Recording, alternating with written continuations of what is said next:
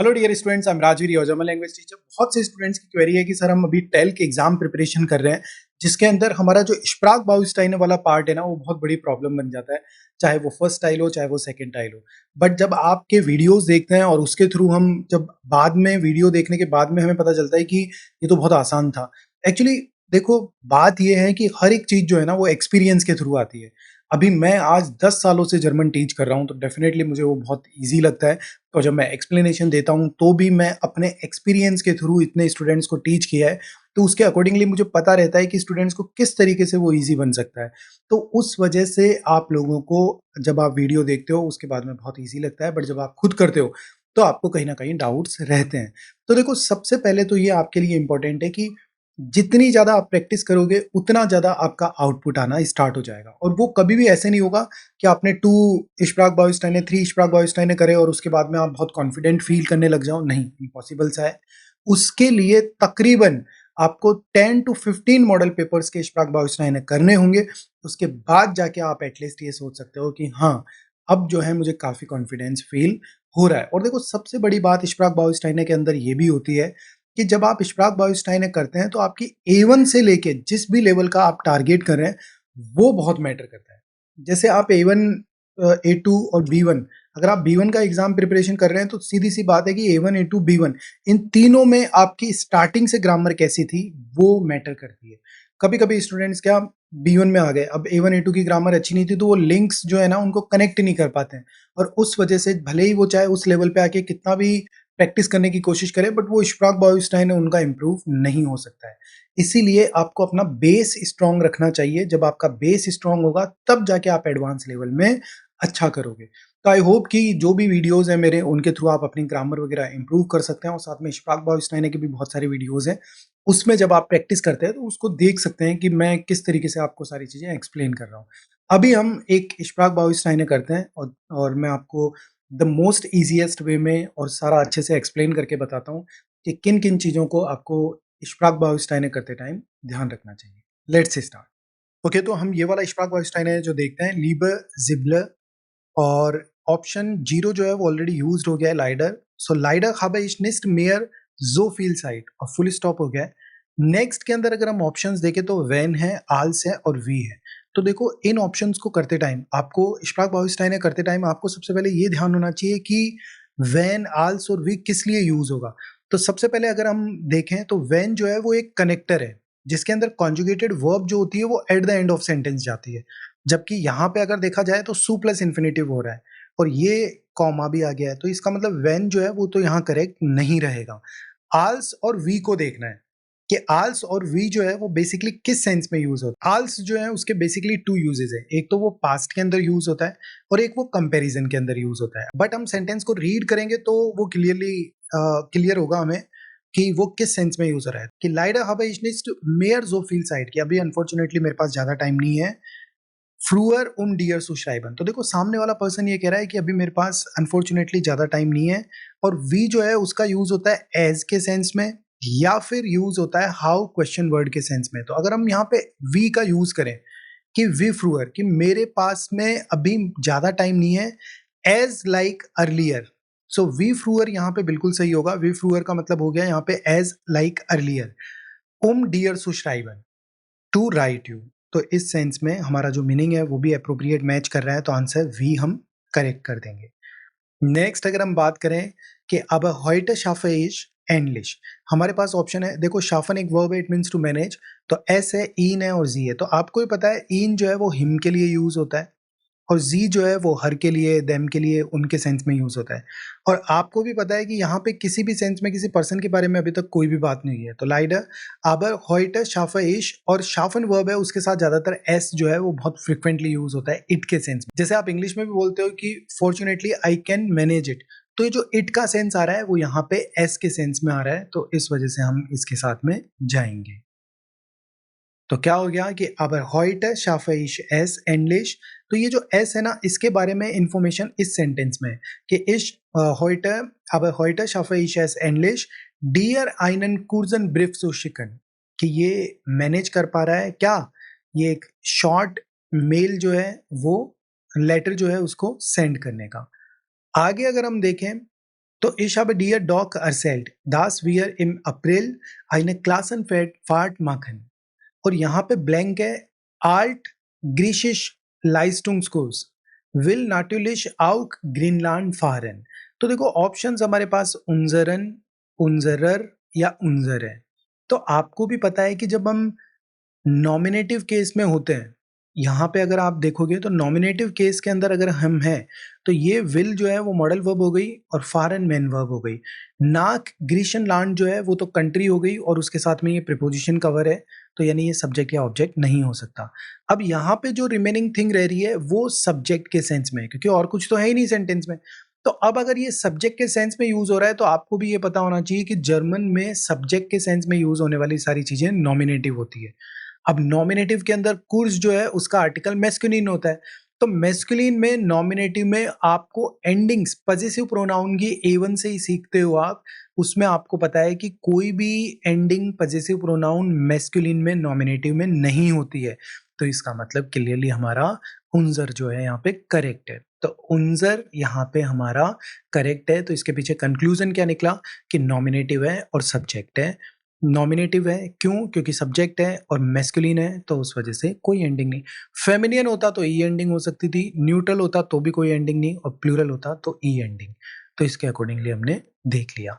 अब अगर आपको कोर्स की जो है एंडिंग, मतलब आपको ये भी नहीं पता कि आर्टिकल क्या है, तो भी आप समझ सकते थे कि ये एंडिंग नॉमिनेटिव में यूज ही नहीं होती, और ये जो एंडिंग है उसके अंदर नॉमिनेटिव में ये भी यूज नहीं होती।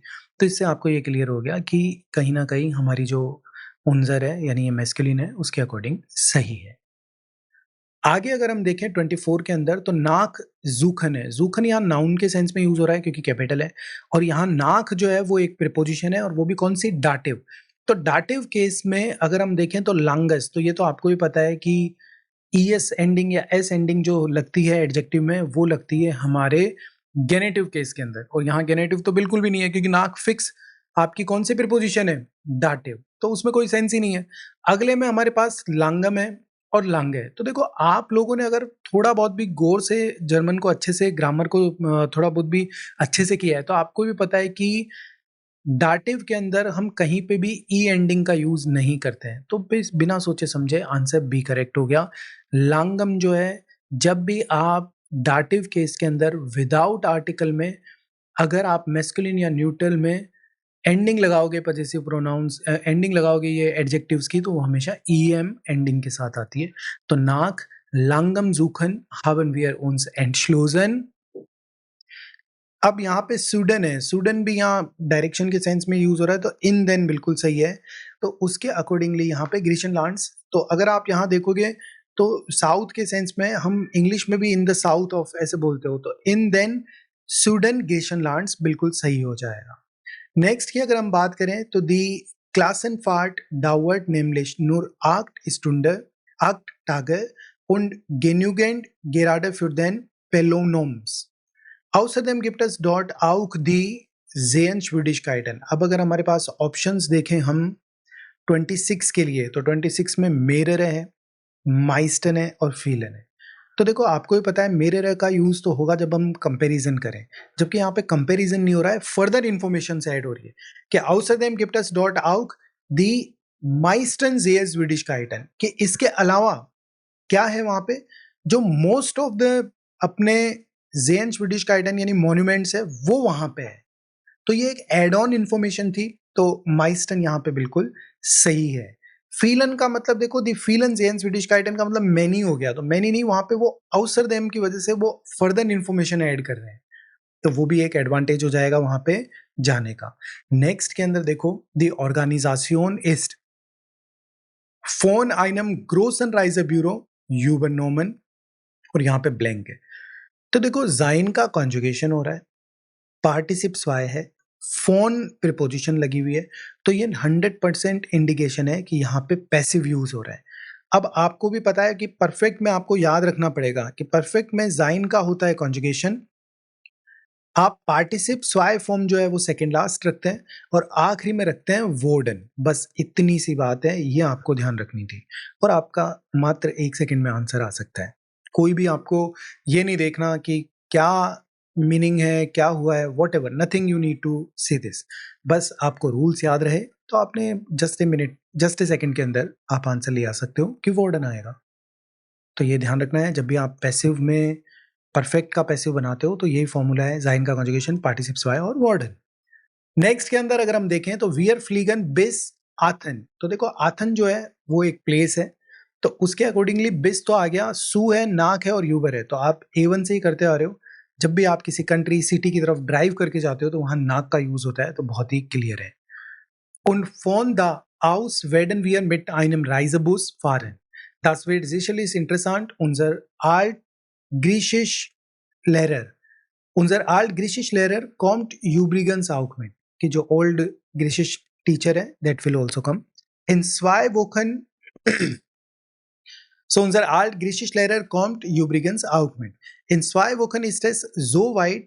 तो देखो इन फ्यूचर की बात कर रहे हैं। वी आर फ्रोइन ओन्स आले रीजिश, और यहाँ पे ब्लैंक हमारे पास में ऑप्शंस है दारयूबर, आउफ और दारान। तो आपको भी पता है कि जब भी फ्रॉइन वर्ब की यूज होता है, फ्रॉइन वर्ब का यूज होता है तो कभी भी अन प्रीपोजिशन यूज नहीं होती, या तो यूबर होती है या आउफ।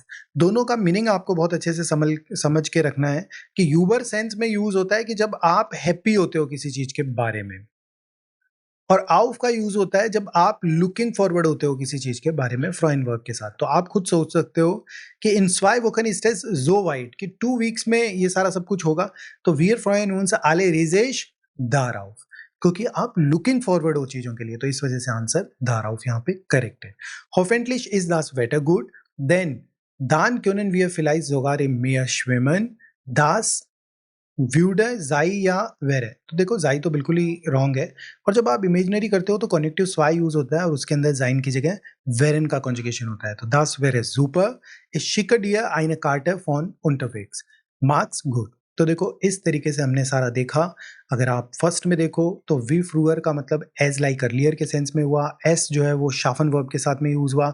उनजर में हमने कोई एंडिंग इसलिए नहीं लगाई क्योंकि वो नॉमिनेटिव केस में था।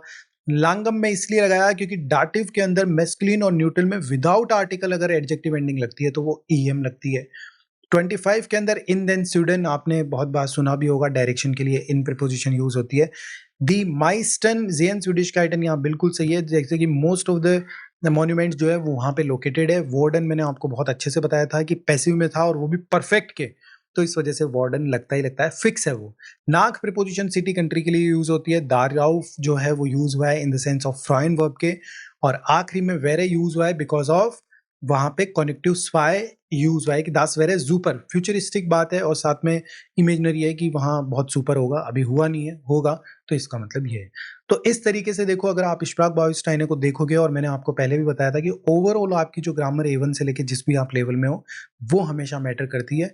अब चाहे आप टेल का एग्जाम दे रहे हो या गोइथे दे रहे हो, उससे कोई फर्क नहीं पड़ता, आपकी ग्रामर इस तरीके की होनी जरूरी है, क्योंकि जर्मन की ग्रामर जो पहले ही ऑलरेडी बहुत कॉम्प्लिकेटेड है, उसमें अगर आपको बिल्कुल भी नहीं समझ में आ रहा है तो डेफिनेटली आप राइटिंग नहीं कर पाओगे अच्छे से, और स्पीकिंग में भी बहुत सारी प्रॉब्लम आपको होगी। इसके साथ मैं आपको बताना चाहता हूँ कि अगर आप भी स्ट्रगल कर रहे हो स्प्राक बाउस्टाइने में या फिर ओवरऑल एग्जाम प्रिपरेशन में, तो आप हमारे जो एग्जाम प्रिपरेशन से रिलेटेड कोर्सेज हैं वो चूज कर सकते हो। उनमें बहुत ही ज़्यादा श्योरिटी रहेगी कि आप जो है एग्जाम को निकाल पाओगे फर्स्ट अटेम्प्ट में।